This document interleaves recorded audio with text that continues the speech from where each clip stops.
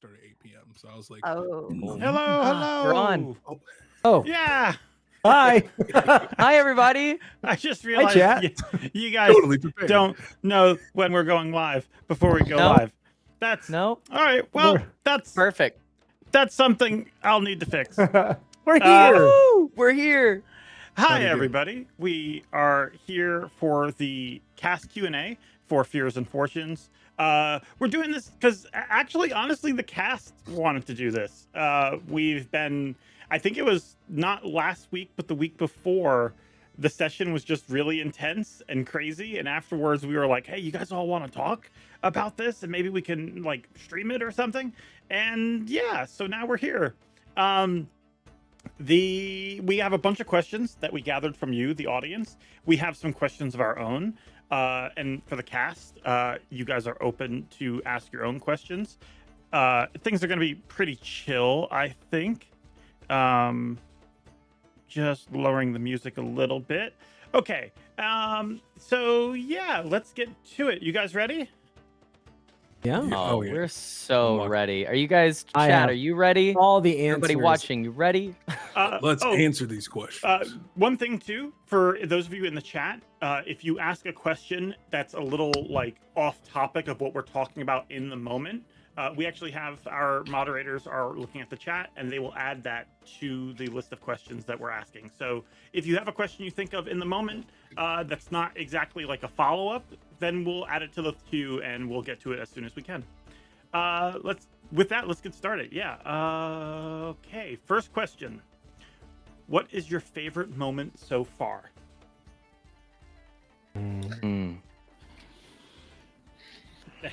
This is Y'all can't tough. hesitate to answer. 'Cause Yeah, we I'm just gotta trying to keep it rolling. think. Well, Honestly, Okay. well, go ahead, Dan. Well, yeah. So in terms of, I'd say combat and role play, our chase scene on the carriages, that was absolutely fantastic. That whole entire sequence was phenomenal. Just intense but funny, and so many different things were happening. But I'd say in terms of role play, I think I'd probably have to go with the "I'm not your father" scene because it was just so brutal. It was just such a this good very moment. tense moment of role play, and it's just like, oh, I eat up the drama. Even though I normally get casted in things for comedy, I love to eat up the drama. Hell yeah. It's interesting because you're like definitely not well. I will say one of my favorite parts is the Zone of Truth with you in it. That was pretty classic. I enjoyed that, but Seconded. Me too. I think that was Thirded. probably one of my favorite like moments of honest you just Aaron. like spontaneously like just speaking truths out. Like you didn't have to do that, but you're like, no, we're full sending this. Like, and I think it just like helps humanize your character. And I think that like so many people relate to Aaron as like this father figure, and there's that whole dichotomy, and that's probably one of my favorite moments, I guess, too, is those like little moments between you two that's like so good between you and Sly. So We cute. actually got comments. I received a comment from someone who's like, they know Zone of Truth doesn't work that way, right? And I think we all knew. We just, it was just too funny to just let it keep going. Yeah. I loved it. Yeah, Yeah, it's it one was of so those good. improv decisions that you end up making where you're like, you have to draw a careful line of like making sure that you're not overstepping everybody else in the scene and making sure that it's appropriate for you to interject with that kind of comedic element to it. But when I was in that moment, I wanted to, yes, keep it humorous, but also have it as a point of progression in the role play and developing the relationships by just admitting things left and right. Yeah, that was great. If I may, Oh, go ahead. Yeah. I is that okay if my favorite moment has to do with my character? Yeah, Because sure. when I thought of what I wanted to do with my character in the first episode, it surprised me that I wanted this so badly to where I messaged our DM and I said, "Can this be the case? Can this happen?" Oh, And it I was remember. when I messaged him and I asked if it could be canon that Una had stayed outside in the same spot all night, only to then be seen by Daniel's character Aaron just and and to be like just baffled that this person has not left. Like I was so happy that I got to be a part of that moment, and it just came to me, and it made me so happy that I got to choose something like that. Oh, So I it just was wanted great. to share that.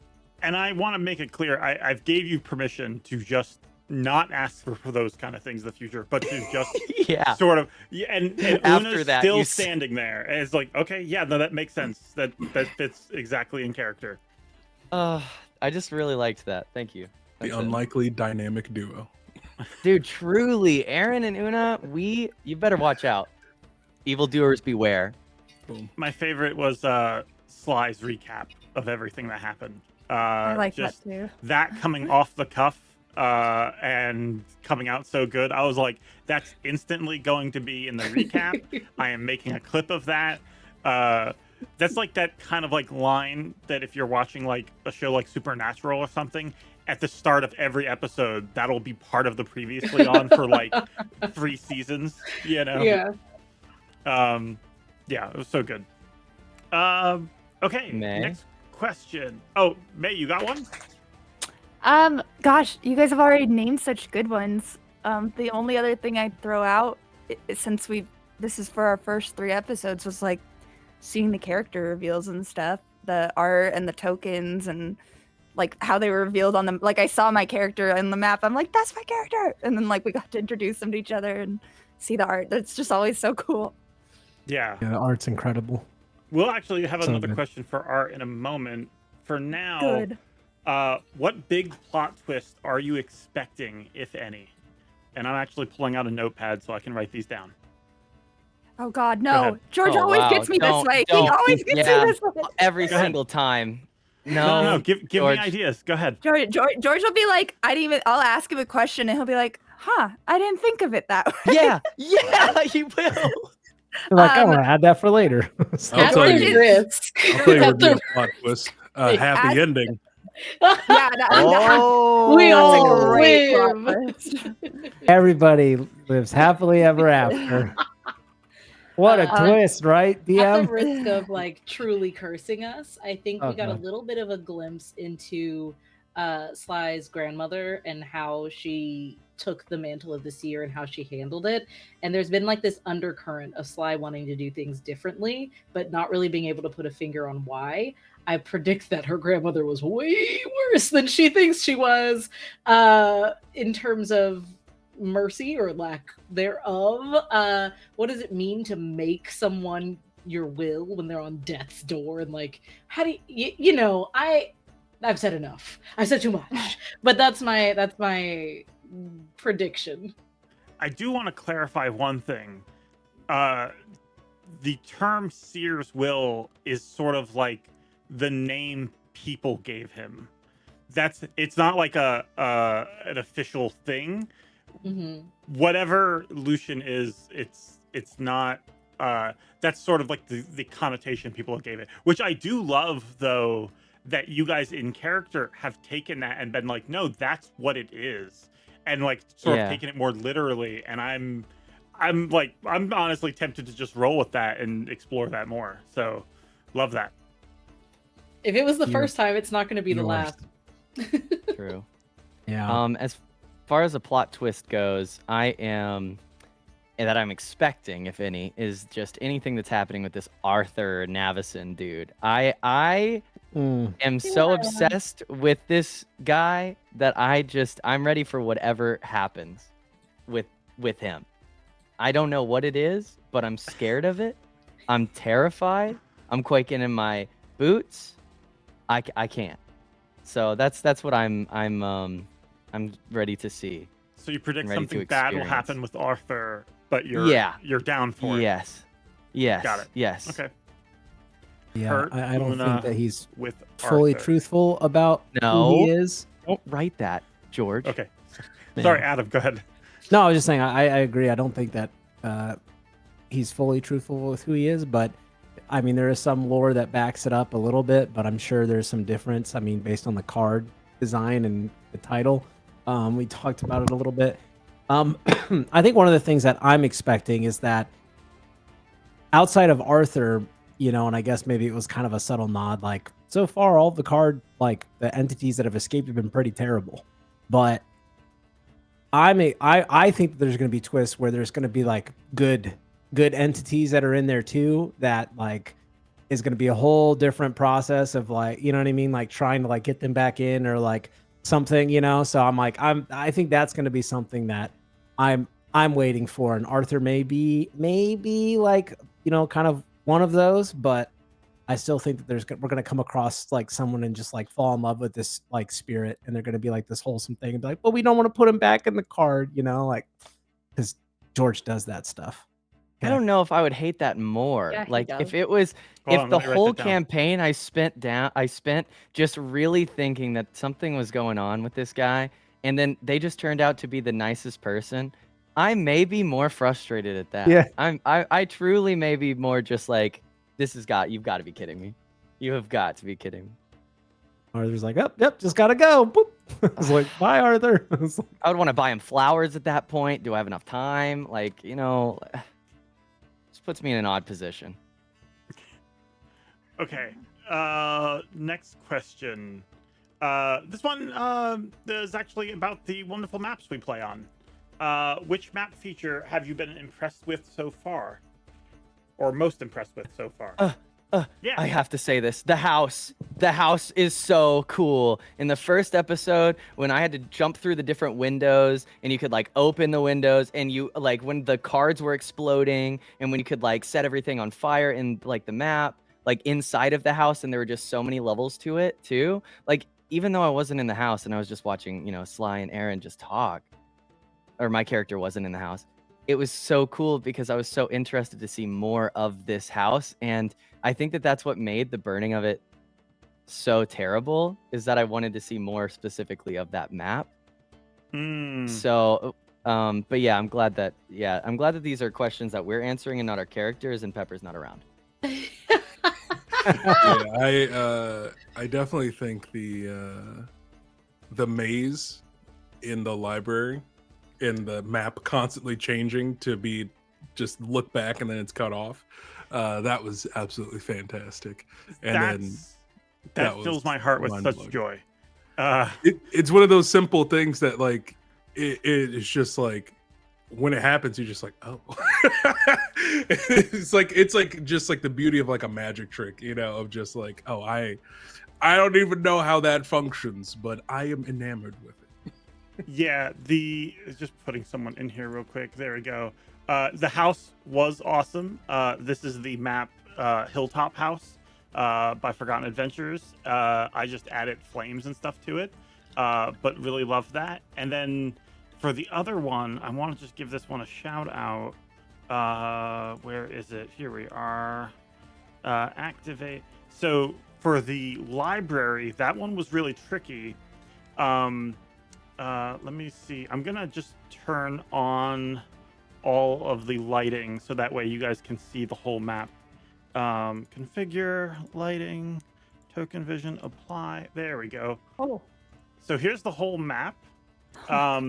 There's more to it that I did not prep for this episode. So like in the center here, that's like there's more to this place. But I haven't filled it all in because I knew you guys weren't going to get there this session.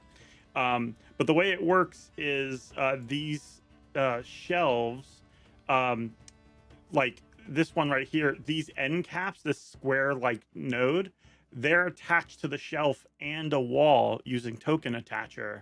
And so I just rotate those around and can move them like tokens, and they'll actually limit like what you can see based on where they are.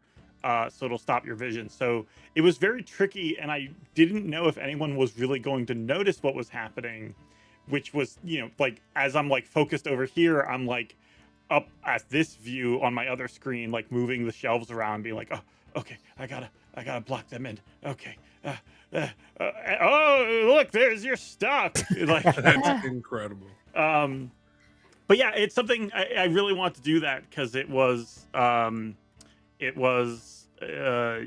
how do I say this right?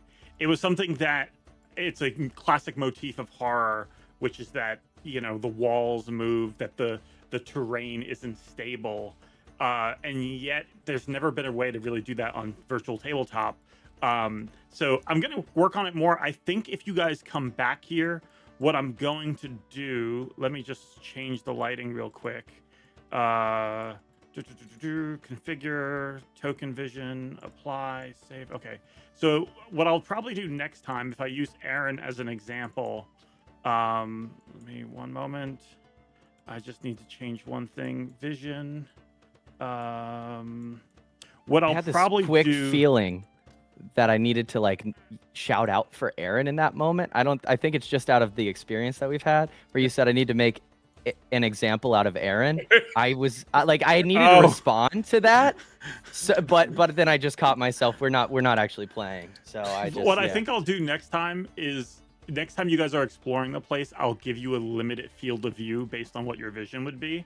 So that way it's like, okay, where are you looking? Because those are the places that can't move, and the places you're not looking, which might like make some strategy for you guys where it's like, oh, well, you need to look at this doorway, because if you don't look at that, we will be stuck here, right? Like, Yeah. And then it's like, okay, make a con save not to blink, and just go full Doctor Who with it. Okay, anyway, that'll be for later. Anyone, any other map stuff, or want to hop to the next question? Despite my George Chase scene trauma, I really liked the like unveiling of the I really just thought we were fighting 3 living carts, and then the fact that they each had like things inside of them and everything was very cool. Yeah, that was a really fun session. I love the fireworks going off. Yeah, the fireworks are great.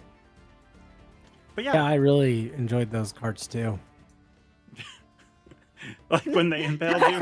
Okay. When you fell to your death, or like what part of? Hey, I didn't die. Okay, Tell us how you really feel. All right, only a flesh wound. Okay. Oh my God! What's more Lucian coded, dude? No, I mean, it's not necessarily like map or whatnot, but I like the world map. I think that like was super cool. I mean, I know it's like adjacent, but I think it's super cool that there's this like custom world map that's just like, and then it's like slightly updates as like horrible things happen, maybe. Yeah, like the Sears house. Yeah. Well, hey, look, it could have been all of Oakrim also. So good job, guys. Yeah, we did it. You did. But, yeah. What can we say? Yeah. Yeah, I'm really excited to explore more of these places. That'll be a lot of fun. Okay, next question. I gotta make this go away. There we go. Any predictions for future character arcs? Can be yours or someone else's.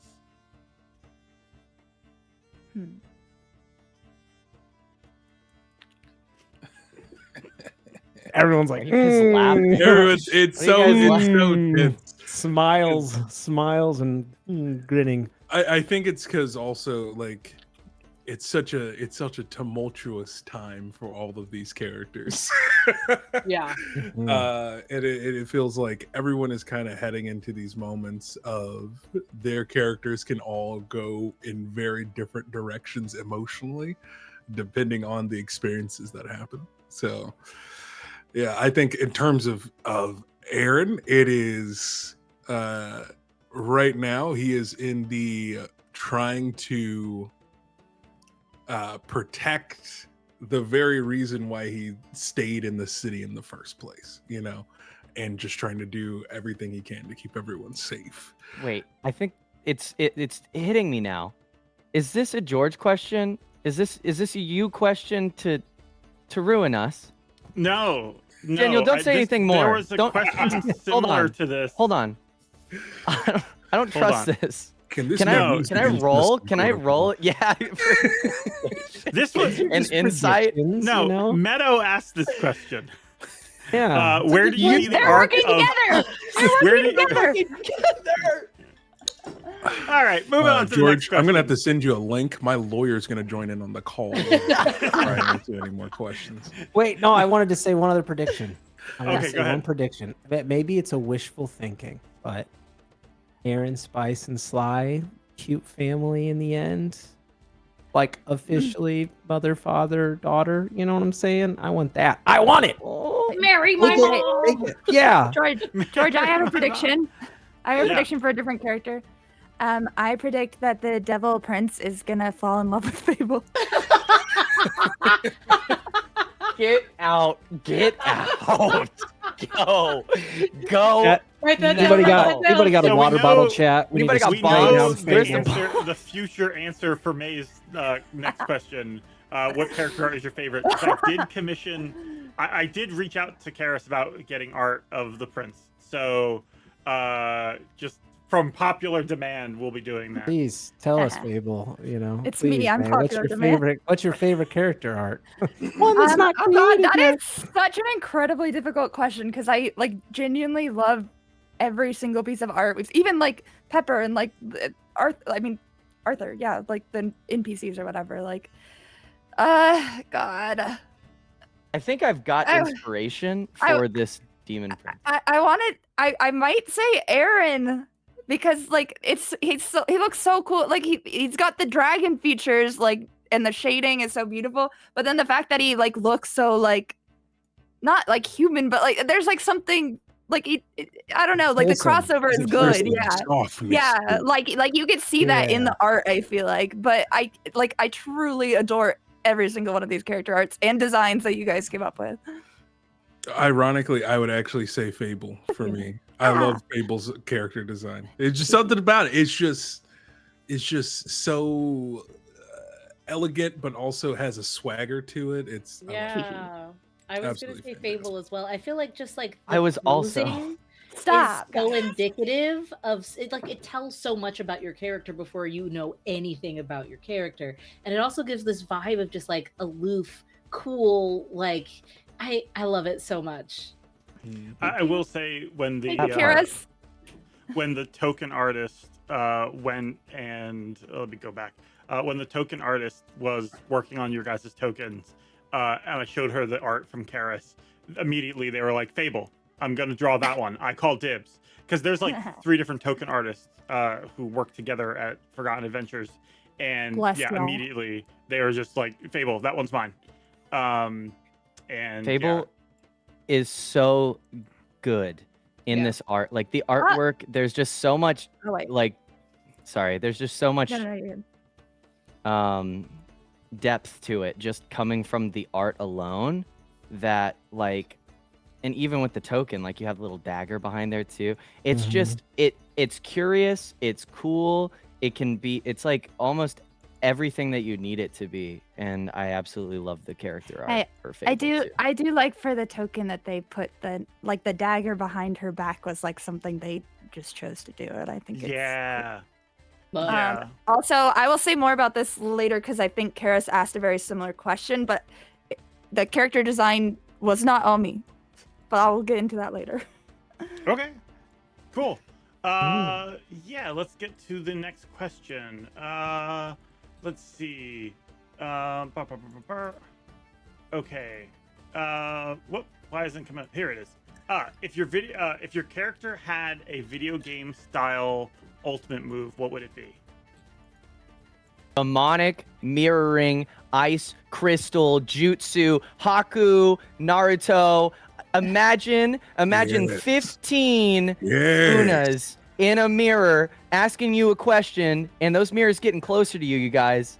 And you know that Una's in one of them, but And you better each one watch of them out. is leaning a different angle. Each one of them, exactly, Yeah. 100%.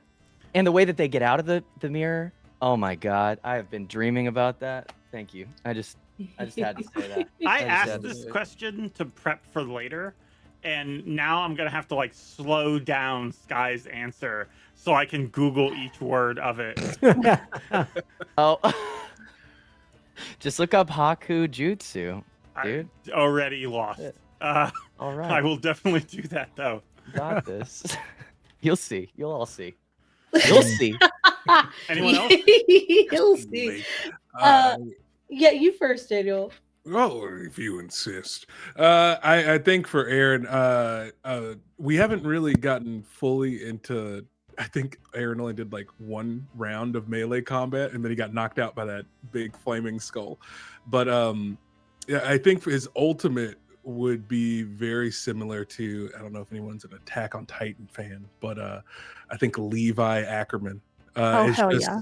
jumping up and then just becoming this whirling dervish, this dragonborn Beyblade, just going around and slicing and dicing everything in a radius. Because I just love the idea of him being built as this, massive figure, but he's a dexterity based fighter. Like, he is blindingly quick, and the idea of that is just absolutely terrifying to see someone who's 7 feet tall but just did 7 Fast attacks as in hell. 6 seconds.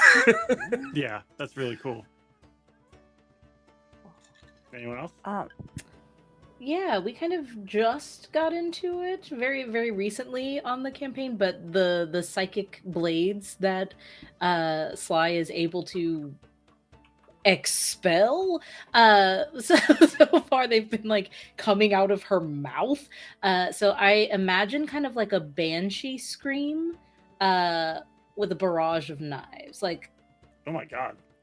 why not? Hell yeah. It's ultimate. We're saying ultimate. I would like it to be like a force of pushing you back, and also like ting, ting, ting, ting, ting, ting, ting. I want to see some Kung Fu Hustle like Looney Tunes shit coming out of Sly by the end. Okay, we got 2 more. I'm Ready, excited. go, I go. like this. I like these. Abel. Mine is actually very complimentary to Aaron's, I guess. I imagine them both doing this like side by side and like KOing the shit out of some monster. I was thinking actually very similar to a Levi thing, but it's more like cartwheel. Like, whereas his is like a top, hers is like doing like cartwheels, like slash kick, and it's just the thing, like, in Mortal Kombat where you're hitting someone a bunch in a row and they just like stay up in the air. Yeah, it's like that, and then like finish by like pinning them down, probably like in like a cool flourish, like pinning them down in like a very dramatic way. at the end. Voldo. Like knife to the throat or something. Iconic. It's giving Voldo from Soul Calibur, if anybody knows that at all. But I don't yeah. remember that one. They literally have an attack that's like almost what you described. They have knives for hands, and they literally just do like cartwheels and like cut them up and kick them. Yeah. It's pretty. I don't know. That's the only fighting game I played growing up. So So what we're Yeah, saying that- is we need a Forgotten Adventures fighting game as the next Kickstarter. Yeah. Okay. Yeah. Got it. Listen, There we go. we got I the would- honor. Next Kickstarter. We don't have a first Kickstarter. Okay. Fantastic. All right. There we go. Yeah. Probably because they forgot. Go You big know. or go home. Forgotten. Adam, please. I'm Okay. begging you. Adam, no. Adam, I'm a you got dad an now. ultimate? Not after that. No. No. I don't have. I mean, there's probably, actual names or like things I could reference, but the only thing I can come, like that like pops into my head for Lucian would be, similar to like Assassin's Creed, like the newer ones where like you can like pause and you can just dash to like each individual like enemy and then like kill them and then like come back into normal time. Except for him, of course, it would be darker, and I feel like he would like in like this black smoke like seep into the ground and then just like pop up behind people and then like just kind of dash around the battlefield. And then after they finally think that they killed him, the second boss battle like bar pops up for me, and like it's like, oh, you thought I was dead, Dark Souls, mother trucker. Like, and then the second bar battle pops up. So I don't know. That's kind of how I see It's like giving what would be Shadow a cool of like Mordor. Lucian moment. Yeah. That's What really was that, Daniel? yes. I was saying it's giving Shadow of Mordor. Yeah, Alan, exactly that. like, Yeah. Undead person being able to move faster than like that. It's great. Yeah. Okay. Now on to some audience questions. This Ooh. first one is from Rando the Hut. Who's going to be the first to die? I think Lucian and Sly are like racing for it. I think they are both Yeah. like knees to chest, seeing who I will think get you're the there. last one because everybody's trying to protect you. Okay, like But, you're like yeah, if you die I first, think- we're I- terrible. Yeah. We're bad at our job. Cooked. I say Una. I say Una as well. Actually, What? You and the just only went- reason is you because just you're too, walked in that house. you're too curious. Like you think you don't like the way you're Alone. playing Una is that there's no thought of consequences. It's just like, I need to figure this thing out. Surely these One consequences. time, yeah, like curiosity killed the cat. Okay, but in this time, you're the cat, Una. But not me. I'm not the cat. Well, Una has more than 13 lives, you guys, and also, yeah, and also, Una has learned. Okay, it's not just about going in there all willy-nilly. It's the fact that they have trust in themselves. You just can't, you guys just haven't seen it yet. All right, you just haven't seen they it. are the cleric, so. Well, yeah. Do you have any healing spells? You do have healing spells. Yeah, I so do.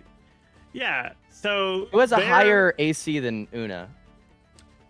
What's a higher AC? What? Who has a higher AC? I don't know. Yeah. That's a good question. I don't think it's a matter of AC. It's a matter of the choices that are made. Yeah, this is true. This is true. I will say We'll see. Oh, sorry. I had my money's on Aaron. Oh no! That he's gonna die first. He has higher AC. My money is on Aaron dying first, only because No. Aaron, I think Lucian has the ability to take a lot of hits. Aaron doesn't necessarily have that, and Aaron has the most to sacrifice themselves for. So if anyone's going to make a sacrificial play, I think Aaron's most likely to do it. I and will die not doing it. Here's Not the allowed. thing. Okay, if we Here's lose the thing. Dadrin, like, can't handle it emotionally. Here's the thing. I agree. I think he's toast. I completely agree. I Listen. want to be clear. I am not trying to kill Aaron. Exactly. I don't Yeah. want him to die. I don't like. I don't. someone want listen. Aaron's I would part have of my put that 5-year as well. plan. that. Okay, Flip so that. When it happens, we can play it back to George and be like, "You lied." No, I'm just Here's the kidding. thing. What I want to say is that Aaron when I was coming up with the idea for him, I was heavily inspired by Arthur Morgan. So as a character, the idea of Aaron dying, it's completely up to the dice, right? The dice are where it ends up, depending on the scenarios that we find ourselves in. The dice are what decide thematically what happens, right? And I mean, thematically, his death is perfect because it is someone who is like trying to be the heart of the group, trying to bind everybody together and move them forward. Oh, been and there. then what happens to that group if you take that person away? We'll who's never trying to know. do that. Hey, George, what We'll happens if you never take that know. person away? What happens? Anyway, next question. Honestly, for Lucian, probably not much. No, This question comes from our artist who drew the character art. Karis Alexandra asked, "What inspired each of you when you created your character?" So we Okay. already got a little bit of Aaron's answer. Yeah. So with Arthur Morgan. Yeah, so Arthur is it was kind of was a bit of the inspiration for it, of this like rugged southern accent defender of the group. But and that's where his voice actually started from. A big thing for any character I make is the first thing I work on is the voice. So it started as it started as a very deep southern drawl, and then it dialed back and all that sort of stuff, and that's how I ended up finding the character. But yeah, that's kind of initially where the general strokes of the idea of the character came from, and then just kind of gradually grew from there. As I just wanted to play that person who was just a heart of gold, who he's that character you always feel like was just a few decisions away from being on an entirely different path of life and wouldn't be in whatever crazy situation he's in right now. Let's go down the list. Yeah. Next person. I want to hear everybody's. Ooh, It's what? like, Don't. Sure. Everyone- Okay. So basically, I was like, how do I make Scrappy Doo likable, right? Oh my god! it makes No sense. way. Oh my! dude. What? It just Sense. clicked. Brother. Makes sense now. Brother. Neuron activated. Hold on. Does that make First me of all, Scooby? first of all, What- mission accomplished. Very likable. Yo. Like, we gotta get out of here, Scoobs. Very much like a sassy little guy who can't stop doing stuff, whether that be the right thing or the wrong thing, it's gonna get done. And I took a lot of inspiration from, there's this movie called Over the Moon, one of my favorite animated movies ever. And there's this little kid named Chin, and his whole thing is, I can do so much stuff. All I have to do is believe in myself more than other people think I can't. And that's kind of what gave the Scrappy Doo edge, like more of a heart. And combining those two makes Sly. She wants to do the right thing so bad, and she keeps doing just things. So who's to say what makes that road, towards good or towards bad? But she's walking. I always hated Scrappy Doo, so I wanted to love him real bad, and so I made him Sly. I love that. You put Scrappy in your own hands. I wouldn't That's say so you're good. walking, you're running a lot. Yeah. Let's go. Whee! I love this. All right, how about Lucian?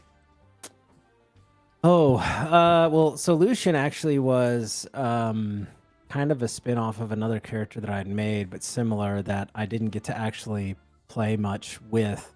But to me, I kind of have a tie. I like drama and dark, I'm like, I guess you can compare me to, like, I don't know, Liam O'Brien, like in that kind of like vein of, like, I like serious, dark, like impactful role play. Like that's what I enjoy doing. And I had this character idea that I created, and then working with George, we kind of changed it a lot, actually. And to me, it's kind of come out, but I guess like maybe some minor spoiler alert. But what do you take someone who's been given this gift, but they no longer see it as a gift, but more of a curse? And it's like, you've been given this opportunity and you've done it, but there's no end in sight. So how much longer does one have to continue with this gift before they're like, okay, I no longer want this. So it was kind of came from that kind of concept. And then also some off of Curse of Strahd, and dealing with the mysteries around the presence and the aura and the mists, and there's no real solution or answer to it. And just like the seer, it's very mysterious on how these things work. And I like to play with those kind of things, because I also think it gives the storyteller the ability to create cool moments for your character that is still surprising to me, even though I know the lore of my character and everything, because I've built it. But it allows you to have opportunities to be surprised in your own story too. So yeah, that's Lucian. Okay, that's really awesome. What you You have got? such good answers. They was like, I just wanted to rob people Yeah, and get rich. I Now wanted to play a cat girl. um, That's right. no, Print it. okay, hold on. Print it. I similarly to Adam, I played a College of Swords bard in another game, like just for a few sessions, and then it petered out. That never appeared anywhere, got to go anywhere. So I knew I liked this class and wanted to try it again. I've never really played any kind of bard, and I like the I don't know. I like the difference of doing a different kind of performance than just the basic music. Of course, there are lots of other things like poems, writing, etc., etc. But I like this one. Seemed fun. I do not do well playing serious characters, so I love serious roleplay moments. Like the moments that make me cry. Oh my god, love them. But overall, playing serious characters is not something I do very often. So I kind of picked a vibe, and I was talking to Karis, our artist, who we love, and I've worked with for a while now.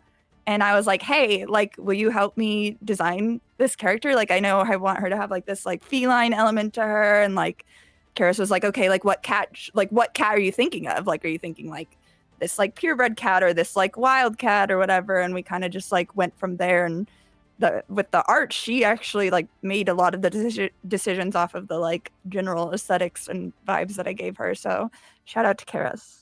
Thank you. Love you. That's awesome. I remember early on too, I think one of the things that changed maybe a little bit of the aesthetics was you and I were talking about like you, because you came to me with first the race option, which Mhm. for those who don't know, your race isn't human, correct? Do you want to No, say not what your race technically. is, or like your character race? It's a simic hybrid, technically. Yeah. So that's like real deep into magic lore, and I was like, I'm not ready to go into that. And you pitched some options, which I won't get into as to why. Yeah. And then we kind of came to the circus thing, and I have traumatized you with circuses. But I love Um, the aesthetic. It's a So curse. true. Yeah, Yes. but I want people. That's why I brought this up, because I want people to know I made a promise That to you for you this hurt campaign. people with I was like, circuses. Listen. yeah, I made a promise for this campaign. Nothing bad will happen involving the circus in terms of like no one at the circus is secretly evil. There's not going to be like, the circus is actually part of a death circus or something. Counter like that. roll. Yeah. It's So- just everything else that's gonna hurt me. Everything you else kidding will me? hurt, but the circus will be a nice, happy That's my place. safe place. Yeah. This time. So Okay. I'll take your word for it. As long as we don't have that circus music, Clip George, I'm that. good. Clip that. yeah. As long as we don't Yeah. have that circus music, I'm good. How about Really. how about you, Una? Yeah, when I was thinking about a character, I usually always think about like what race am I going to be, because that helps me decide like what I want to do personality wise because of their features. So when I talked to George and decided that I wanted to be like a sea elf, for reasons you'll find out later in the season, creating that character, I knew that I like characters that are really cute and beautiful, but I play my characters that are cute and beautiful in a very like odd way, or a silly way, or a crazy way, or something, because that's just how I know how to communicate well. I like to be the humor of that. And so I was thinking for like looks and colors, I thought of algae, and I thought about fish scales, and I thought about royalty, because those things kind of like together made this like really nice like blue-green look. I know that when I was talking with Karis for another character, she made me this very, very beautiful, like blue starry, like cape. And so going into this, I knew that like though the stars are in the sky, there's also like these stars that you could see like deep, deep down in the ocean, these shimmering like diamonds, and I kind of like added that to them when I was creating them. And then as far as inspiration goes for my character, I knew that I wanted them to be odd, and I knew that I wanted them to be curious, and that's kind of like all that I wanted, odd and curious, an oddity, if you will. And so I tried to think about characters that I could be, or that I could find inspiration from, and I found some from Abe Sapien from Hellboy, and with like the goggles and like the curiosity that he has. He's much more like intelligent and like well thought out. But then you mix that with L from Death Note, and he has these like little things that he does that are just his oddest things, where he lifts a fork with his like index finger and a thumb, or he like sits in the seat with all of like his feet up and stuff like that. And so that's kind of like what inspired me to create this character that is Una that you see today. I love that for all of you, and no exception to you, Sky. That was absolutely awesome. All of you guys like gave your character inspirations, and I'm like, oh no, that all makes sense. Oh my god, you completely clicked. You guys knocked it out of the park. I said that before we went live with this campaign. I was like, I think this is some of the best character creation, because like Adam, May, and Sky have played with you before, and these are the best characters you've made in any campaign I've played with you in. And that's just my personal opinion, but I really do feel that way. I love them. Ulfgar. Oh my god, Adam, this is actually not far from Ulfgar. So Adam, true. bring up a character from like the first campaign I ever ran with him. That's next question. This one is from Ellie Draws. How do you manage to stay in character consistently? I always end up reverting back to myself. They asked this question on Instagram. Got you. May I throw Go for it. throw something at it? I find it very, very fun, obviously, to be my character. So there's always a desire to fall back into it instead of like running forward to be that character. I feel like I'm always like happy to create a character that I can fall back into because I'm excited to stay in them. And because it's hard, because when I watch my fellow like players creating and making their decisions, I'm laughing, I'm enjoying, I'm obsessed with them. I'm like trying to learn everything. And at the same time, in the back of my head, I'm like, okay, I need to like make sure that Una is seeing them in a certain way. But because of the character that I play, you know, it's so just like interesting and odd that I literally get to be so interested in these characters as well. And it gives me more of a reason to like pursue questions and be able to stay in this character, because it's like a part of me, as all of these characters like are played with in some regard, in some form. It's just little pieces of us. So being able to, you know, placing your character wherever that is inside of yourself is the easiest way that I see to consistently like stay in that character. Yeah, that's how I do it too with NPCs. Is like every NPC is a little messed up part of myself, and I know their tempo. That's something I heard the actress from Orphan Black say. Tatiana, I think her name is. She talked about characters having a tempo, and I always found that very true. Is like, this is this character's tempo. Once you know it, like it's very easy to slip back into them and you start thinking like them. I went to a panel at PAX that talked kind of about this too. It was actually a panel about LARP, but it's exactly the same in D&D, where our lizard brains, like when we're playing pretend, like our brains don't differentiate. Like that's why you form like such beautiful and powerful friendships in D&D, even with people you've never met, is because like you're pretending to be friends and you become friends. So when you're playing a character, you're playing up specific parts of yourself. Like if it's something that you're like, oh, I would never do this, that's something that you have within yourself that you're just choosing to play up. So I think just I for me it helps to just like kind of reframe that question. Like I'm like, oh, like I am playing this part of myself, not like I'm having to be someone who's not me. And I think that kind of makes it easier to think of it that way. Like, oh, I'm playing like the social butterfly part of me, which like, no, maybe that's not as like forward as I would be normally, but like it's in there somewhere. Yeah. I just wanted to add, a lot of my background comes from improv theater. So that's how a lot of how I approach my role play in TTRPGs. So the number one piece of advice I have to say for staying in character is you need to listen. Actively listening is one of the hardest skills to develop, but is the most crucial if you want to try to give a performance. And it's different when the stakes are just you and your friends at a home game, but like when you're trying to put on a show, like listening is the most crucial thing, because you need to be able to truly internalize what your other scene mates are discussing, and then be able to filter that through your character, and then have those different anchor points, I guess is what I like to call them, of things that bring you back to your character to help you lock in. So like I said earlier, for me, it's my voice. Whenever I, activate that draw, whenever I activate that voice for that character, I'm immediately focused on just the performance and delivering what I need to. But listening, is where it all begins. Yeah, the yes and is a lot. I think everybody touched on it. I think it's also the table that you're at and the people that you're with. Because if and it obviously we're on a show, right? And we're performing, and like it is very hard unless it's like close friends that you're already at. And you want to sit down and you want to play games for fun and stuff like that. I still do that, but I enjoy like being on shows and like role playing, because I know the people that I'm playing with are giving 110% too, and they're invested in their characters, and it makes it so much easier to have, to stay within this character when, like they said, you're watching other people interact and have these powerful moments.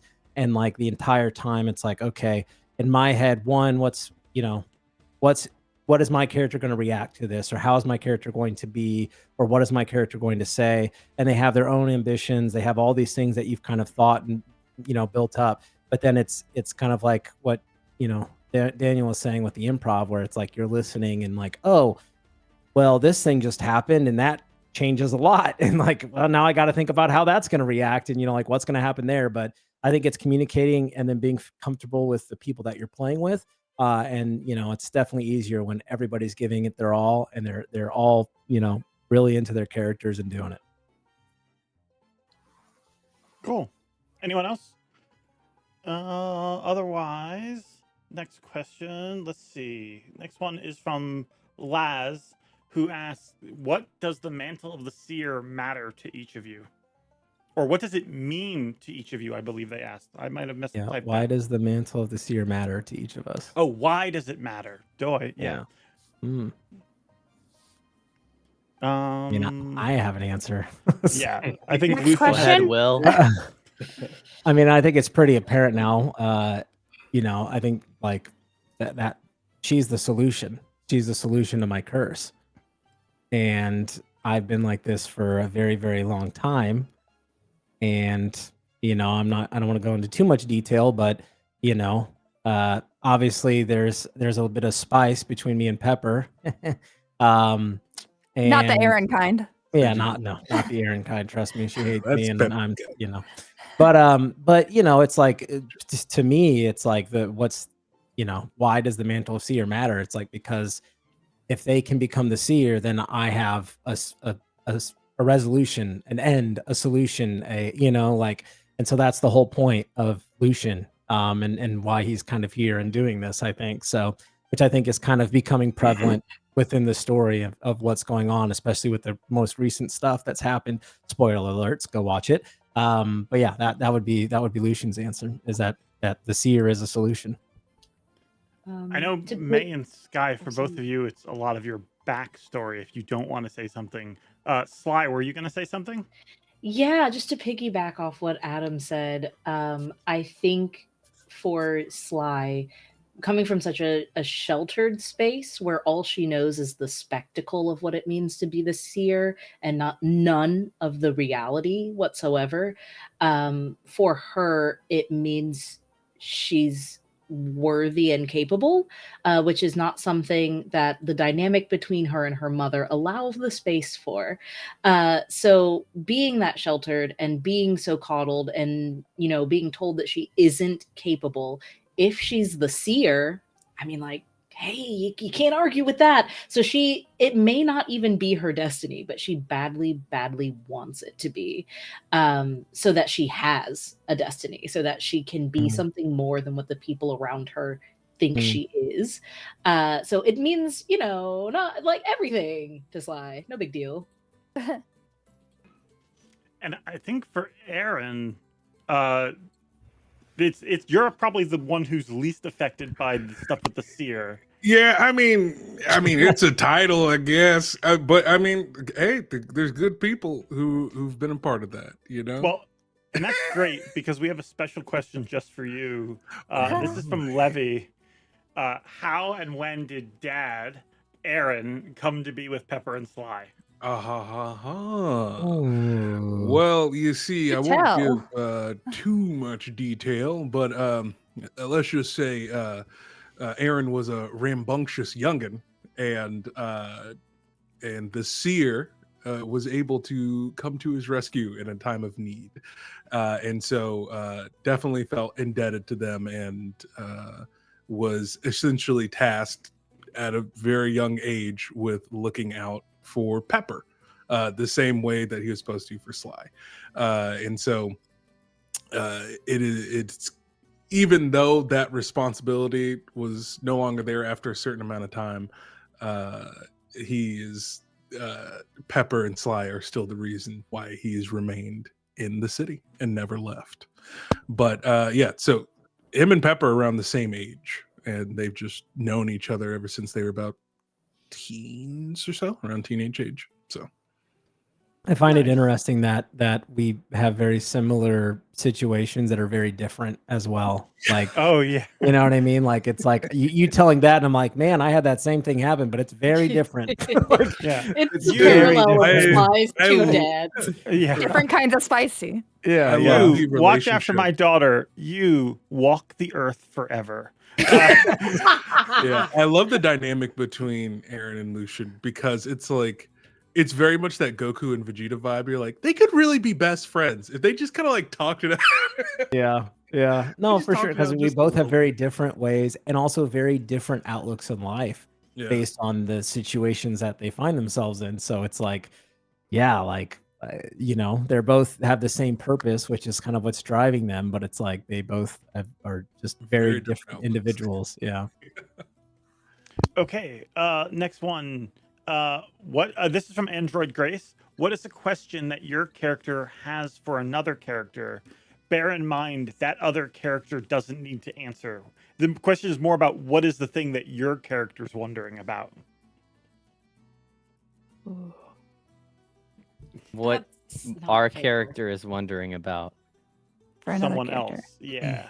Yeah, I am definitely wondering. My character Una has literally still has no idea about Fable, and I've got a lot of questions as to why Sly is so important, or this, yeah, why Sly or the Seer is so important to Fable. But that's not a question that, as you've seen in the last 3 episodes, they've ever gotten to ask. We don't have a second. No, we haven't There had our is- tavern time yet. We Yeah. haven't had any moment to ask that question, and so that's the question that stuck with Don't me. worry, the longest. we'll get it. I think Fable would also probably have questions for Una, because I think she's kind of May. I want to know all the backstory questions of everyone and stuff, but dude, me Fable, too. I think, is actually not really concerned with that because she doesn't want people to be concerned with her backstory, so she doesn't really concern herself with other people's. So, but I think she's more just interested / confused by Una. Like, just question, like, I don't think I mean, there's not like a CL population in our city, right, George? Like, I don't think she would have met a CL before, would she? Yeah. That's also part of Una's character creation. I have been on record as saying I will never have a sea elf or a triton in any of my campaigns because we are. there is a sparse amount of Yeah. like underwater city details in the D&D lore. So if I'm going to have an underwater city, I have to build the whole thing myself. But Sky Name came of to that me George land and would was- never. yeah, Sky, you were so adamant about it, and I was like, okay, yeah, I guess I'll build an underwater city. I guess.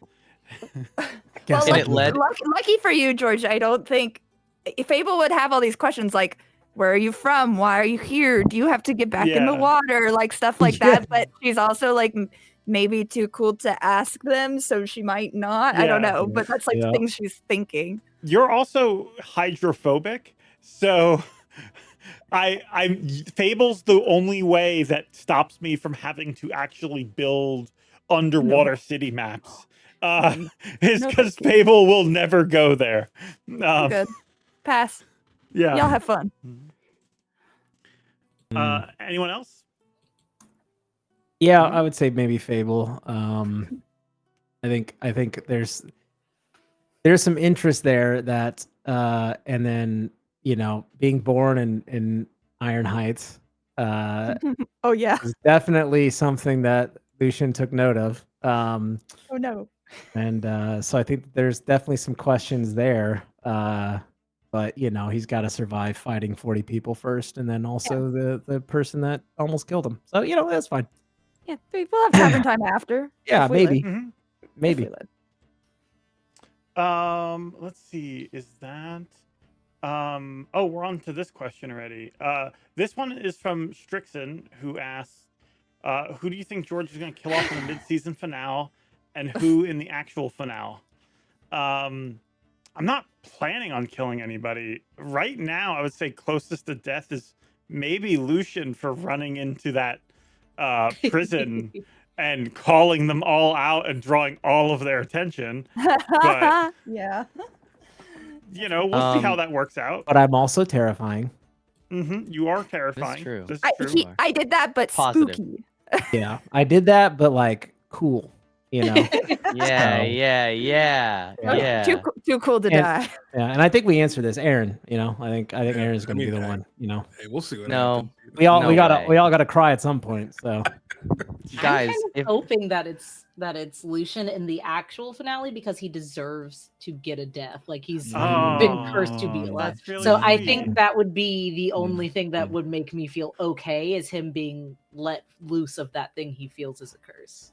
Well, you as guys Brennan Lee are Mulligan so told me, nice. I'm gonna let the dice roll Shut where up. they may. That was So- not for this campaign. That was a different campaign. It was good advice for every the campaign. dice tell the stories. If Yeah. I've played D&D for a long time, and the dice tell their own Well, stories. Yeah, and you well, just kind of especially improv especially around with George. Both Yeah. times that George has killed me, I could not have possibly fathomed that would happen to me that episode, and then I died. So, Yeah. but I do want to throw one more name out there. This is kind of in reference to the earlier question too. Is my first instinct right when we started? I was like, oh my God, Pepper's gonna die. Like I thought she was already dead, but then she's still good. She's still alive. So I'm like, okay. Yeah. I think she'll make it through the mid-season at least, but I'm still not convinced that she's in the safe. Yeah, Because that would be You so guys are tragic. wandering All into the roads prison. lead to I breaking don't want her Aaron's to. heart. But that's exactly, it's tragedy. It's like devastating tragedy for half the party at least. George, why are you laughing? Don't diss I'm me, just my thinking, mom. just like you guys are in the middle of this intense battle at the prison. Pepper's like, "Oh, you forgot your lunch!" And just like, Oh no! Get out of here! Mid-season. Dude, look at Sly right now. Oh yeah, that'd Also- be beyond devastating. for- This one's for May, but I think the prince. Oh, no, why? He's not here. but he's hot. I can't die. listen, as long as he doesn't just stay dead and he becomes undead, then it's fine. Oh, He's okay. got hot Good plot to know. armor. That's it. That's his plot armor. This Hot is armor? Hot this is a armor, if question you will. From Gold Viper 99G in the chat. Yeah. If your character had a theme song, which one would it be? Shut up. I just picked it today. Everyone what? step aside. I'm announcing Hold it on, now. I have to look. It's called Second Child, Restless Child by the Oh Hellos. And it very much feels like it's like old folk songy. So Oh, it feels very much like waking up on Sears Day. And then the lyrics are like, oh, I've been trouble forever. Oh no, I'm doing wrong. Oh I geez. immediately need to listen to this song. That sounds amazing. the lyrics are bad. They're very sad, but the song is so happy sounding, and so it feels very Sly. Oh. There's a song It's hard that's for been me. stuck in my head for the better part of 2 years that a previous campaign I was working on, this was the song that was stuck in my head and what I thought about all the time. Now I've moved that song to this campaign, which is A Good Song Never Dies by Saint Motel.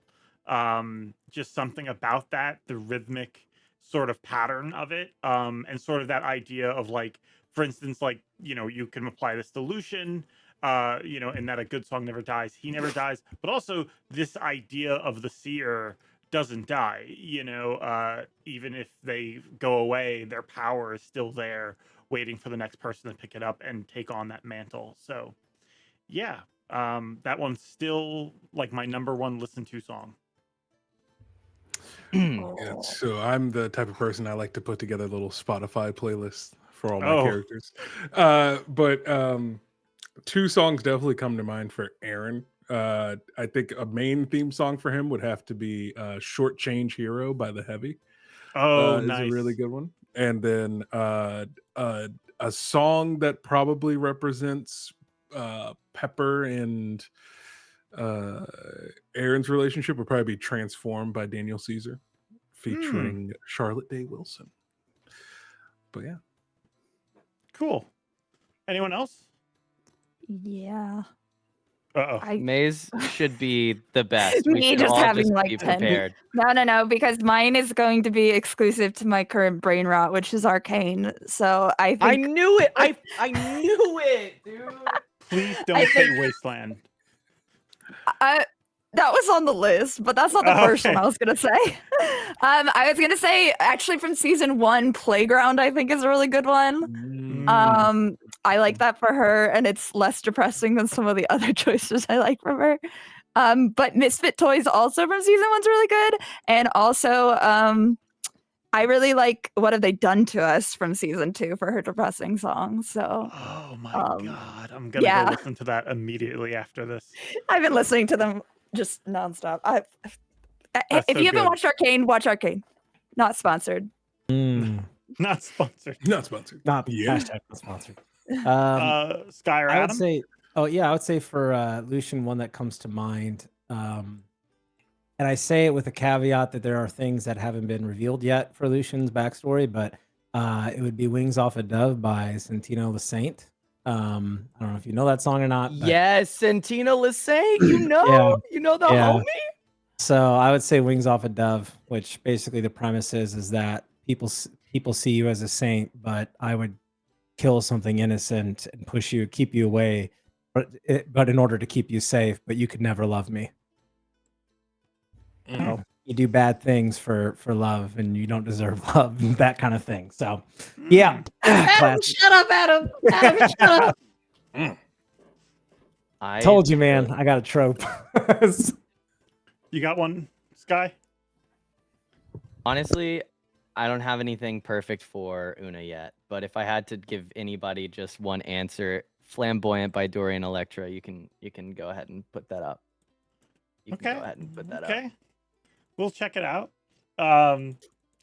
I'll find you signs for it now. I was worried you were going to be like Thanks. Ocean Sounds, track number 3.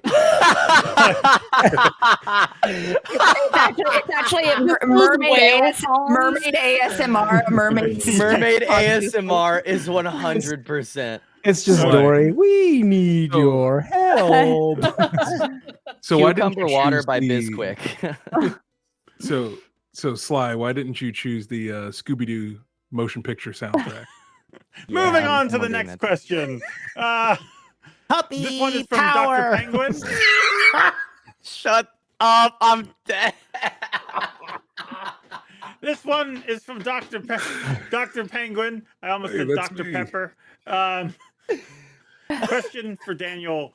When you were making your character, when did you decide to have such a wholesome relationship with Pepper, parentheses, Spice?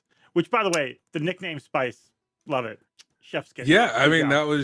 that was from the beginning when we were doing when you initially pitched what the idea was. You're like, okay, there's gonna be a main character, and then they're gonna have, or not necessarily like a main character, but like they're gonna be the exciting incident. There's gonna be a deck of cards. We're like, okay, Yeah. okay, getting the pitch there, and then I was like, okay, but like, what if he fell in love with the person's mom? That that complicates things, right? And that's essentially where that whole thing came from. But yeah, I wanted Aaron to just be a character who is gruff and tumble when it comes to combat, but is just someone who is open and full of a whole bunch of love. Is really what I wanted. So Here's a question for you guys. How do you feel? What do you guys think Pepper thinks of Aaron? Dude, we don't know. Are you kidding me? Keeps him Smashed. around. Yeah, I mean, they have history. And Okay. maybe if she gets some wine, maybe one night, they both are What? drinking out on the front porch, and they reminisce What about the old stories, and then they're both drinking, and then Lucian, please. they lean in to kiss, and then Sly walks out right Naomi, then. And, please another write this fleeting moment. fanfic. Write Write it. it. I'm on Wattpad. Let's Put it do in the Let's make it Discord. happen. Yeah. hey, I think that they're what I envision, like realistically, although I do love me some good fanfic, is I think that they were hot and heavy, and it originally was a bodyguard thing, and then it happened, but then I think when the seer died, things shifted and Did we Oh, lose no. Adam? Oh, no, not. we'll never know how the story Yeah, ends. Oh I'm no! back. Things oh god, it shifted, and froze. then It froze. What did you miss? Where did it end?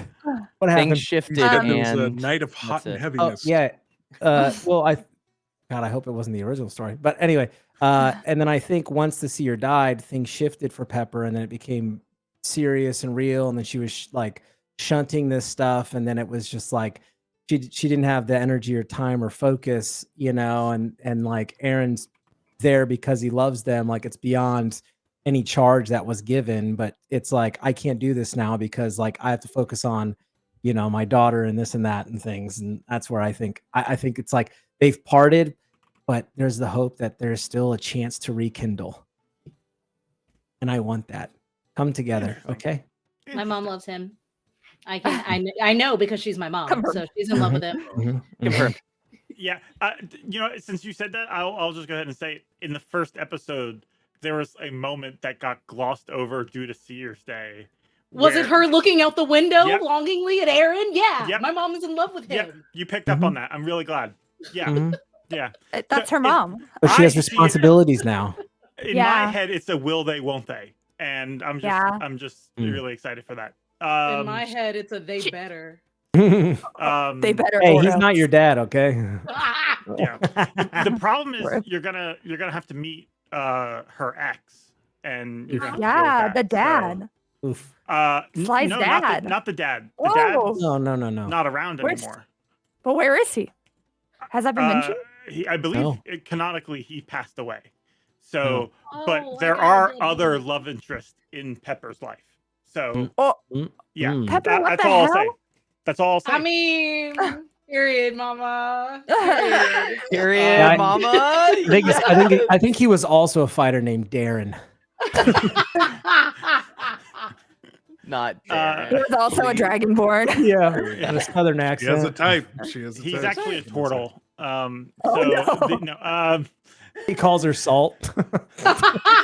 I can't, dude. I Anyway, can't. Hey, next I don't question. know. Oh, nemesis. This is another one from Rondo the Hutt. Thank you, Rondo. If you're not playing your character, what would you want to play? So I guess really, what's your backup character gonna be? Barbarian who takes on monk because they don't like the aggression that barbarianistic that is a barbarian, and I so they're already trying to love this character understand their concept, and you have my permission. their frustrations, and so they try to slow it down, but they're very like bulky, and slowing it down, there's just a lot of conflict there. It's very chaotic, and they're just like trying to become one with themselves, but man, do they have a short fuse. Guy, and they you're rage. making it way too tempting to kill. Luna dies first now. You're making No, it way Yeah. too no, tempting. no, no, Already so good. no, no. I'm kidding. I'm kidding. By the way, I would never do that. Don't you dare! You I would you never. guys got that right. Never will. kill Una. Never, actually, never. It's okay. He'll just Flip it. pay me to do it. No. Please stop. One thing about me is I have never had a backup character ever. I refuse. But when I was trying to choose what to play for this campaign, there are some cleric subclasses I'd like to try. I am naturally a healer or healing inclined characters most of the time. I say as I'm still playing a character with healing spells. I don't know. Oh, Druid too would be another one that I haven't really played Druid at all, surprisingly. So there's a couple of subclasses I'm really interested in for that too. But I'm not giving any more ideas, George. Should you ever Yeah, die, George. canonically, there are two major faiths in this world. That is Tymora, the goddess of good luck, and Ilmater, the god of like enduring suffering and stuff like that. Oh, So- Ilmater. Oh my god. He's like I'll take your burdens and I'll Oh. bear them and stuff like that. I'm definitely with Lady Luck. He's me. Mm. Got it. Okay. Anyone else? I don't roll backup characters. I'm this is my character, and I'm riding this story out until I need to until it makes sense to walk Abandon away, ship. or they die, or like whatever fits the story or whatnot. Like I don't think it's fair to have a backup character, in my personal opinion, because it's like, you're here, you created this one, you invest in the story, and you go where it takes you. I respect that. Well, if Aaron were to go the way of the dodo, I think Darren. if it were to happen, I bring up Darren. But I think I would like to play a character who is just the exact opposite So instead of someone who's trying to bring the party together, Chaos. someone who is Join there us. to get as much power as possible Love and that. is just completely untrustworthy, but is very upfront about their untrustworthiness. Hey, if we both die, let's talk. Well, that's concerning. Meadow, do you have one?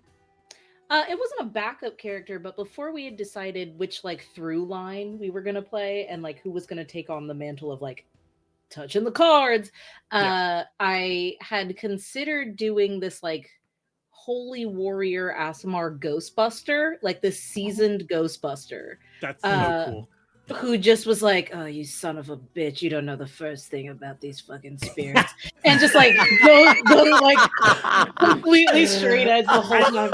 Honestly, what your voice just then in my head is what the seer originally sounded like.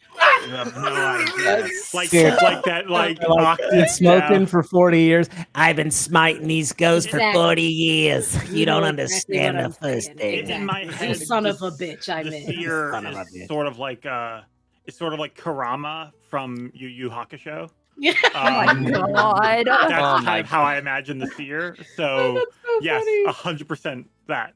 I Okay, actually- ogre. Say what? Nothing. Nothing. I have another question that someone asked me a while ago, and I think now is a great place to address it because we mentioned earlier like the inciting incident and this sort of like idea of a main character. That is not a normal thing for a D&D campaign, and so I had someone ask me basically how much of our show is pre-planned. And it's a fair question, especially because like of all the stuff we're doing like in production. But for us, what the only things that were pre-planned from the beginning was I told everyone, hey, the campaign's about this deck and these ghosts that come out of it. One of you or an NPC will need to be this character who is meant to take up this mantle. And so before Sly existed, it was potential that was going to be an NPC. And, it was one of those things I was open to it being a player, but I had to ask the party because I wanted to make sure that everyone was comfortable with that.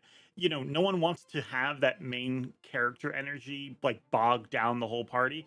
And I gotta say, Meadow, I think you absolutely kill it in terms of, you have that kind of energy and you're driving things, but also you've made a character like the Scrappy Doo idea was so great because in so many ways you end up taking a back seat to all these other characters, giving them plenty of light to shine instead of just like, well, I'm the hero, so I'll do this and I'll do that, which would make D&D really not fun. So yeah, awesome job on that. But yeah, I think unless anyone has anything else they remember us going over, it was just the inciting incident. We knew that was going to happen, but I remember telling Sly, you to tell me what made you open this deck, or like you can decide that as you role play. So, none of the first episode was planned except that there will be a moment she touches the deck. Because if you don't do that, that's the MacGuffin, right? Like that needs to happen for the show to happen. Other than that, everything else, like, especially Una being there, Aaron rushing into the house to save them, the house honestly even burning down, it didn't have to. If you guys had things to put out the fire, you could have. So yeah, Don't tell Pepper. Yeah, Don't but, tell Don't remember that. No, But- we had no way of saving it. No way. No. no but way. to be honest, we do memorize a 300-page script every week. Yeah. Every single week. Yeah. Every Drew sends single it. week. pages. There's a Yeah. new Last script. week was 187. Yeah, so it's been a Wait, lot. you It's guys been a lot. actually did the homework? I thought that was Yeah. just like a suggestion. No, I actually You guys, have the script. you guys pulled say up on this, another script. but there are people who are like, I knew it. Yeah. Clarity. Uh, This is not scripted. I It is. think- It is. Here's the prompts. This What is us your doing an character in unscripted this? bit. And then yeah, like Oh my God. Yeah, this bit was 20 pages. Yeah. Another question we have. This one is from Laz. Do you believe Sly is really the seer? Why or why not? I want to Casting go some first. doubt on Sly. I want to go first because of like multiple conversations that we had before ever airing the first episode. I, above table, I don't know either way, but I don't believe that Sly is the seer. I think Sly is the person who touched the fucking cards. So I don't. Okay, so when I say why or why not, one, she's not good at this. She's not good at all at this. She has no idea what she's doing. A lot of her abilities are different to her grandmother's. The whole reason that she wanted to touch the cards in the first place is because of a little dream she may or may not have had that she thought was prophetic. Was it? I don't know. So, she's going off her gut and nothing else. I think a lot of the people, again, that spectacle of the seer telling her that it's a birthright, she believes it is. And there's no further examination. There's no second option. No one else has touched the cards. So above table, I don't think so. I think this is just a girl desperate for destiny and is going to do the most good that she can with it. But is she? Okay, George didn't give away anything. All right, moving on. I almost got you. I almost had you that time. No. Anyone else? Theories, thoughts? I think Lucian absolutely is. Well. Wow, that was the biggest. End it right there. We're good. So I would say the caveat. I think yes, he believes that she is, but I think it's a skewed perspective because he is so longing to be done that this is the option because Pepper didn't pick up the mantle and she did. And so I think for him, it's like, whether she is or she isn't, this is the ticket. This is the solution. So, yep, she's the seer, and I'm going to do my best to have her figure this shit out so that I have some sort of resolution. Like I need an end. And I think it doesn't matter whether she is or she isn't, it is to him, and he's going to do his damnedest to make it happen. That's so cool. Love that. No Anyone comment. else? No comment. Okay. I think we have a couple more questions. This one is from Android Grace. How much direction did you all give the artist about your characters? Like, how much did you describe them? I know we went into a little bit about this before, and I know some of us, we did like hero forges to like kind of like mock them up. Other ones, you guys like looked through like Pinterest and like, finding reference We made a images. board. Yeah, made a board for it. Anyone have anything special they want to add to that? I know a lot of us had like different methods of how we describe things. I remember Meadow sent me a 12-page PowerPoint about the character. Oh no, keep talking. I want to say I highly respect and greatly appreciate it. I was cool. like, That's this is literally very so thorough. cool. Wow. The way my autism is set up, George, I need to be able. I have a question. Can I ask Meadow a question? Yeah. Was there a single picture of Scrappy Doo in this at all? No. That Oh, I never thought that anyone would ask where our character inspiration came from. That was just for me. I'm honestly glad Scrappy Doo wasn't in it, because if they were, It should have been at the end, dude. It should have just been like Dude, big it should have Scrappy power, like in the picture of Scrappy. No other words around it either. Yeah. like little motivational posters of Scrappy Doo in the slide. Puppy Like, power. It's just that's all it says. It's like that's her. Yeah, I did God. the PowerPoint presentation because that's how I can itemize like information both visually and just for my brain. Outlines don't work. Where the words go. But I also did a mood board, and I also did start a playlist after we had played through our first one. I showed you the mood board. We went back and forth with some, not revisions, but just like you were showing me the stages of art. And I was like, beautiful, no notes. Beautiful, no notes. Beautiful no notes. It was just gorgeous the whole way through. The artists are so incredibly talented. I didn't have much to say because once I could see the parts of Sly, how they came together was just like semantics. As long as Of all she the looks like a campaigns little I've guy. ran, of all the campaigns I ran, I think this one had the least amount of revisions on art. Like, you guys just loved the art that was coming in, and the notes you gave, the artist loved all of them. Karis, once again, thank you. Your art's amazing, and yeah, Queen. and Queen. again, thank So you good. to the people at Forgotten Adventures for making amazing Mhm. tokens from Oh, that art as Royalty. well. those are gorgeous. Royalty. Oh, so good. Anyone else? Anything they want to touch on the art, real quick? No. Okay. I did mine already. Yeah. Shout Yeah. out to Karis. Last question, I believe we have, possibly second to last. This is again from Gold Viper 99G in the chat. If your character must take a dip in a multi-class, what class would you choose?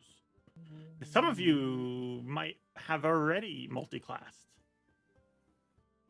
I won't say who. Warlock.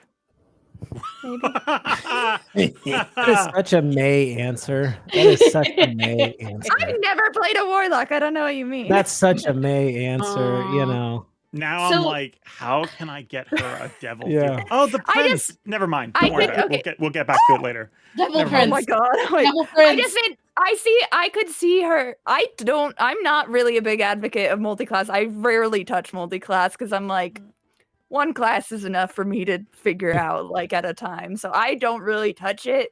But if it was for story reasons, I would.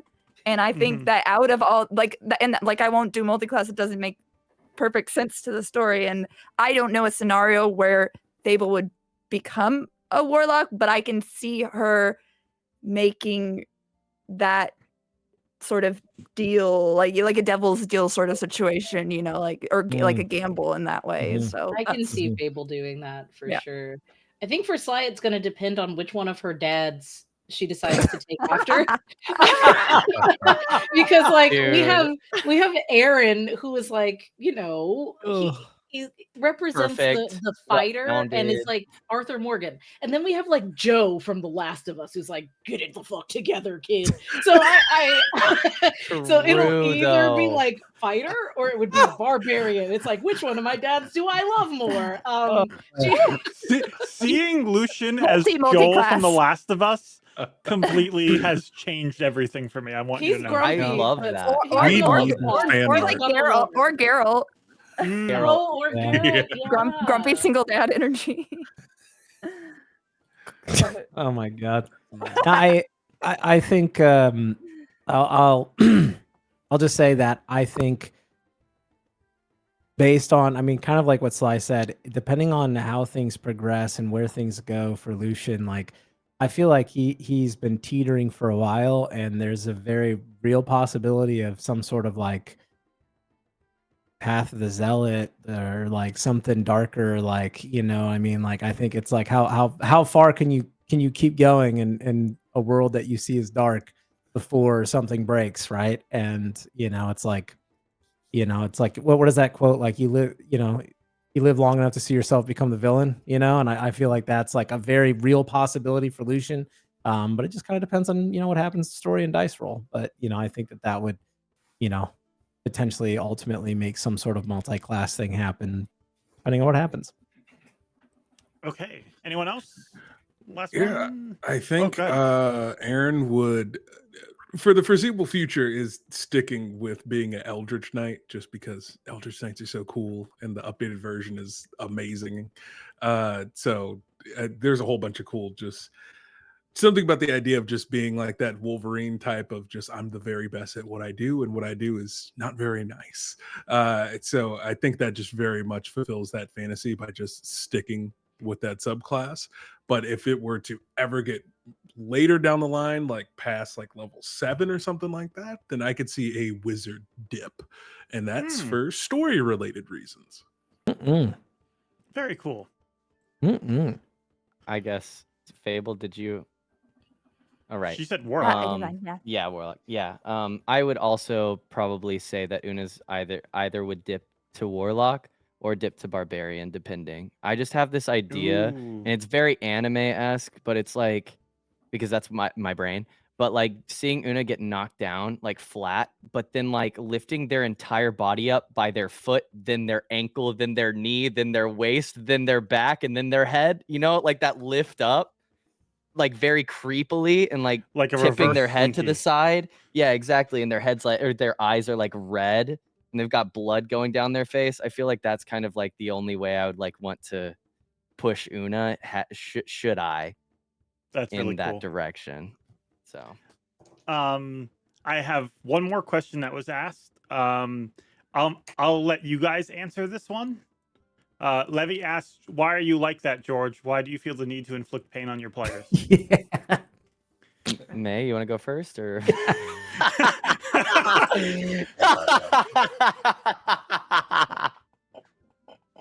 Perfect response.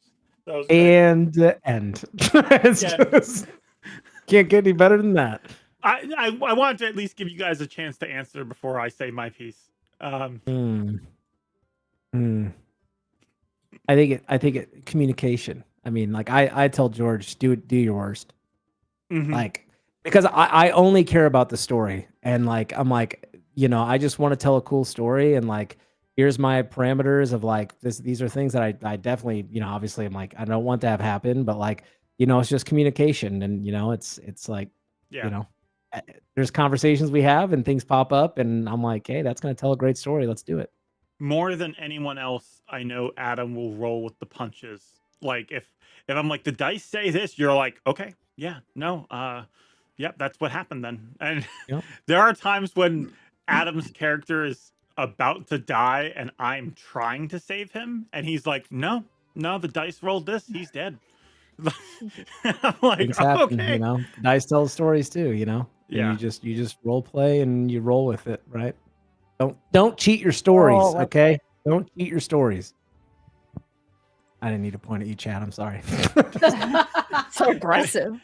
Anyone else? Off, Uncle. No. Okay. I mean, this is my first experience with you, so Yeah, I'm not I'm that taking mean, right? I'm just I'm just taking the pain as it comes along, as one does.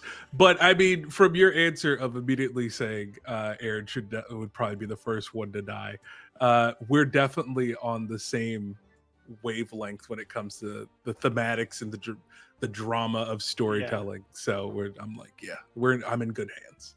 It's going to be painful, but it's good hands.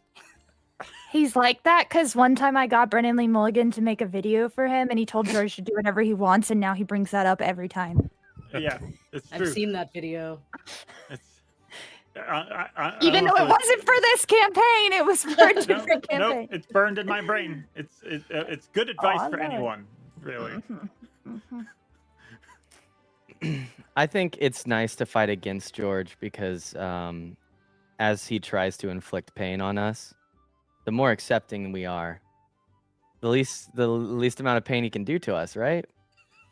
So that's how my brain works. That's the way to the look answer. at it. You're, you know? you're sounds like right. It is like, yeah, cool. I can handle that.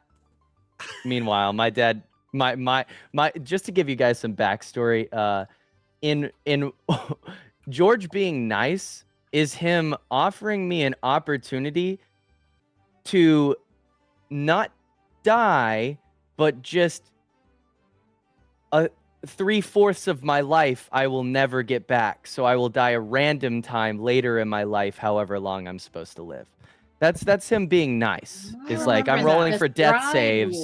Yeah. And he's like, okay, so, normally because you failed, it would be a double. And then also they critted, so you should be instantly dead. But instead of that, you're just going to lose 3/4 of the rest of your life if you live in this moment. That's and that doesn't matter to me.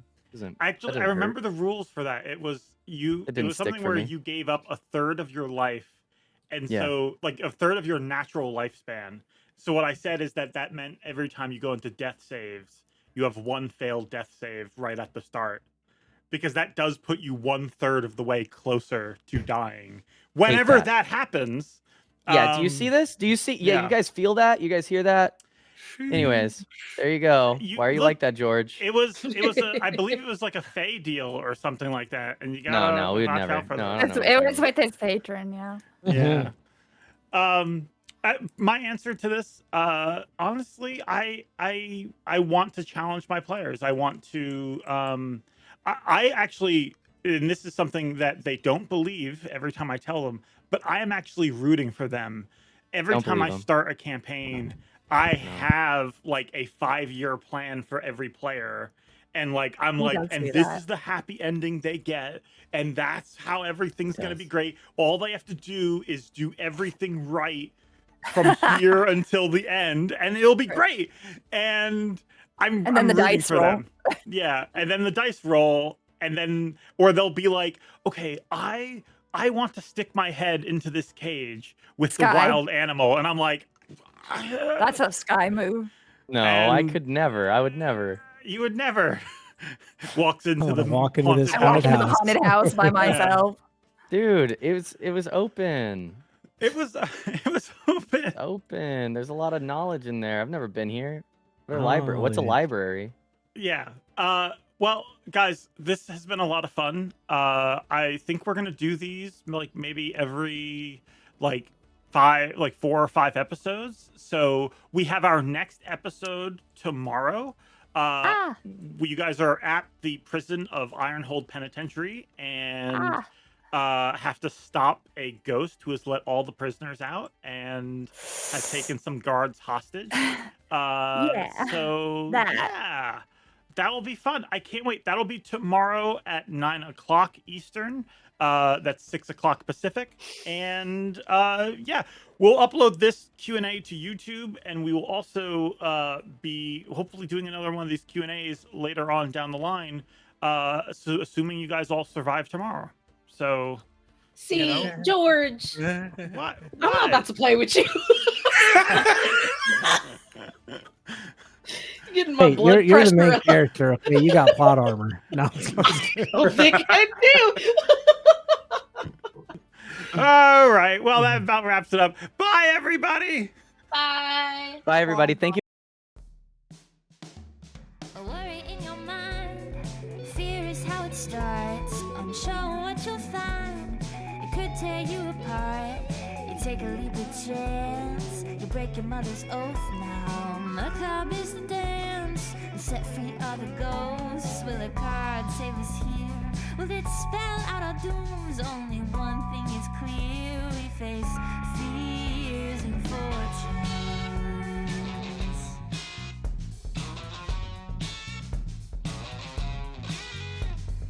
Fears and fortunes, the cards don't ever lie.